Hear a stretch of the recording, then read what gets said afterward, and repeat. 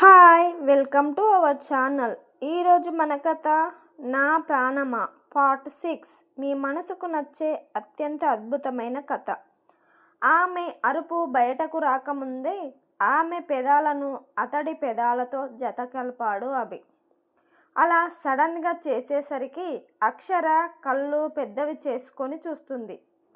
అతడికి కోపం వచ్చింది గనుక ఆమె పెదాలను రఫ్గా కిస్ చేస్తున్నాడు. నీ పెదాలు ఎంత టేస్టీగా ఉన్నాయి, అందుకే అందరూ నిన్ను ఇష్టపడే వాళ్ళేమో అని అభి అంటాడు. అలా అంటున్న అభి వైపు అక్షర కళ్ళు పెద్దవి చేసి కోపంగా చూస్తుంది. ఏంటి బేబీ అలా చూస్తున్నావు? నీ చూపులతో నన్ను భయపెడతావా? నేను ఏమైనా తప్పుగా మాట్లాడానా? చెప్పు అంటూ ఆమె బుగ్గలను పట్టుకొని లాగాడు. మీరు అనుకుంటే సరిపోదు కదా అభిగారు, అది నిజమే అని మీకు తెలుసా అని అక్షర అడుగుతుంది. అవునా అంటే నేను మాట్లాడేది నిజం కాదంటావా అని అభి ఆమె కళ్ళల్లోకి సూటిగా చూస్తూ అడిగాడు. అక్షర ఏం మాట్లాడలేదు, సైలెంట్గా అతని వైపు చూస్తూ ఉంది. అక్షర, నన్ను నిద్రపోనివ్వవా? ఇలా నీ బాడీని ఎక్స్పోర్ట్ చేస్తూ నన్ను చంపేస్తావా అంటూ కోపంగా అన్నాడు అభి.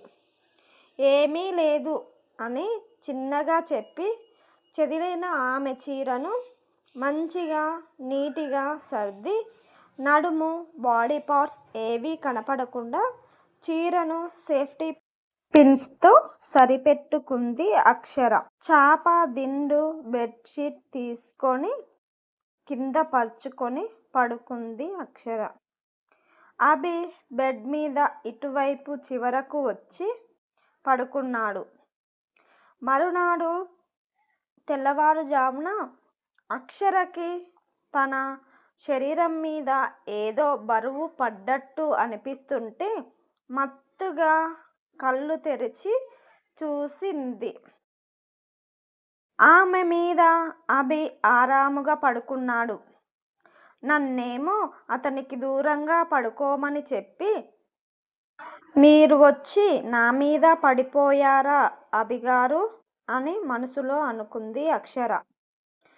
తను కదిలితే ఎక్కడ లేస్తాడో అని అతన్ని అలాగే చూస్తూ ఉంది అక్షర. ఆమె గుండె శబ్దం అతనికి జోకొట్టినట్టు అనిపిస్తుంటే మంచిగా పడుకున్నాడు అభి.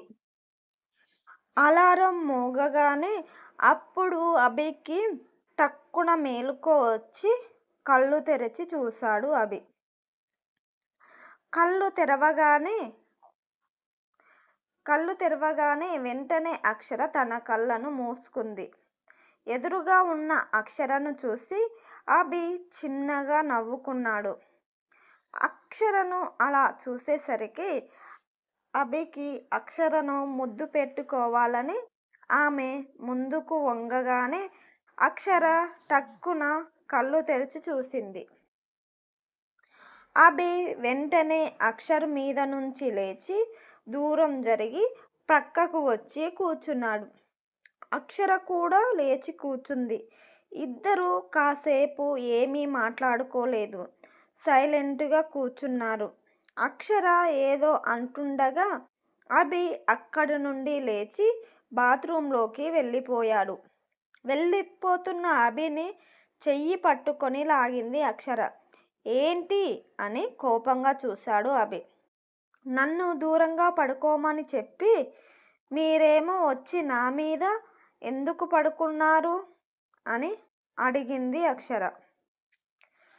ఏంటి నా చెయ్యి పట్టుకున్నావు, వదులు అని కోపంగా అన్నాడు అభి.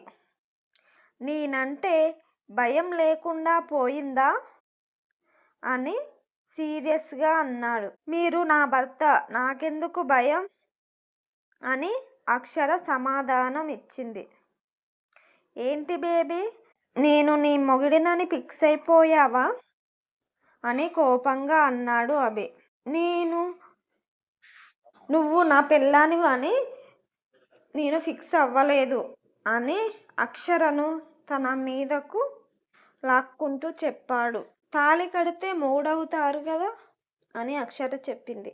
నా ముందు నోరు బాగానే లేస్తుంది, ధైర్యం బాగానే వచ్చింది కదా అని అభి అడిగాడు. చెప్పాను కదా అభిగారు,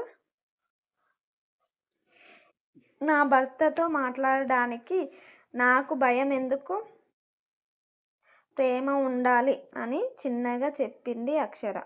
ఏంటి బేబీ, నన్ను ప్రేమిస్తున్నావా అని అడిగాడు అభి. ప్రతి భార్య తన భర్తను ప్రేమిస్తుంది కదా అభిగారు అనింది అక్షర. ఏంటి బేబీ, మాటలు బాగానే నేర్చావు, నీతులు బాగానే చెప్తున్నావు. నీలాంటి అమ్మాయిని ఎవరు ప్రేమిస్తాడా? ప్రేమించి ప్రాణాలు తీసి మోసం చేసిన అమ్మాయిని ఏ అబ్బాయి ప్రేమించడు కాదు కదా.